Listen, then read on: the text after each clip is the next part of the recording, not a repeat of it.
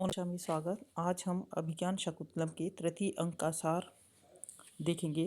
तृतीय अंक में लगभग सभी श्लोक पूरे हो चुके हैं।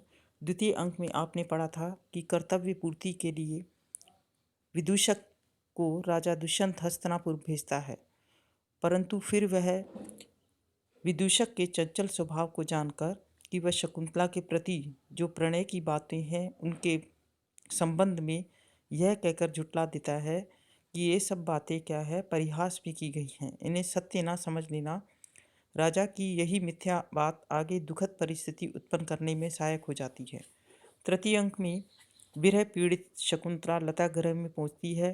राजा उसे खोजता हुआ वहां मालिनी नदी के किनारे वेत्रलता मंडप में पहुंच जाता है। वह मंडप के बाहर खड़ा हुआ छुपकर शकुंतला व सखियों की बातें सुनता है। राजा और शकुंतला दोनों काम पीड़ा से अत्यंत व्यथित और क्रश हो गए हैं। सखियां शकुंतला को रोगी समझकर रोग का कारण पूछती हैं। सखियों के बहुत आग्रह करने पर वह बतलाती है कि वह दुष्यंत से प्रेम करती है। तब वे उसके कार्य का अनुमोदन करती हैं और उसको प्रेम पत्र लिखवाती हैं। पत्र में शकुंतला अपनी विरह पीड़ा का वर्णन करती हुई लिखती है कि आपका हाल तो नहीं जानती, पर मैं दिन रात विरह की आग में जलती जा रही हूँ। लताओं के पीछे छिपे वह राजा यह देख सुन लेता है और समय उचित अवसर आने पर वह प्रकट हो जाते हैं। दोनों का गंधर्व रीति से विवाह हो जाता है। दोनों की प्रेम क्रीड़ाएं चल ही रही थी कि रात्रि होने की सूचना मिलती है। गौतमी नाम की तपस्वी शकुंतला की कुशल क्षेम ज्ञात करने के लिए वहां आती है। दुष्यंत छिप जाता है। चौथे अंक की कहानी में का प्रारंभ विष्कंभक से होता है। इसकी यह सूचना मिलती है दुष्यंत अपनी राजधानी लौट गया है। शकुंतला उसके विरह में पीड़ित है। राजा के ध्यान में मग्न शकुंतला दुर्वासा ऋषि के आने का को भी नहीं जान पाती है।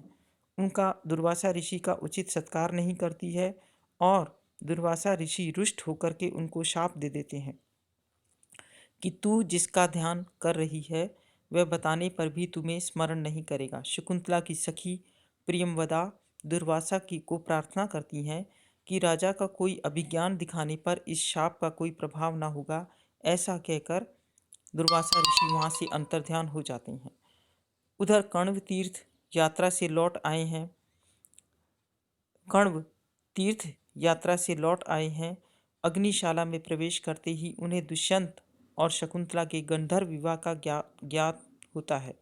तभी वे अपनी दो शिष्यों और एक वृद्धा तापसी गौतमी के साथ शकुंतला को पति गृह भेजने की तैयारी करते हैं।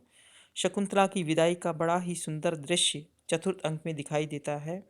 सुख दुख में सम रहने वाले कण्व भी पुत्री को विदा करते हुए अपने हृदय में विकलता का अनुभव करते हैं।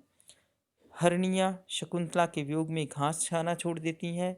मयूर नाचना बंद कर देते हैं और पीले पत्ते गिराने के बहाने लताएं मानो आंसू बहाती हैं। पति गृह में आचरण करने योग्य उपदेश देकर अंत में कण्व जो है पुत्री को विदा कर देते हैं। विदाई के पश्चात वे कहते हैं कि कन्या रूपी अमानत या धरोहर उसके अधिकारी पति को सौंपकर उनका हृदय हल्का हो गया है। यही चतुर्थ अंक है। अब हम चतुर्थ अंक के श्लोकों का अध्ययन करेंगे। धन्यवाद।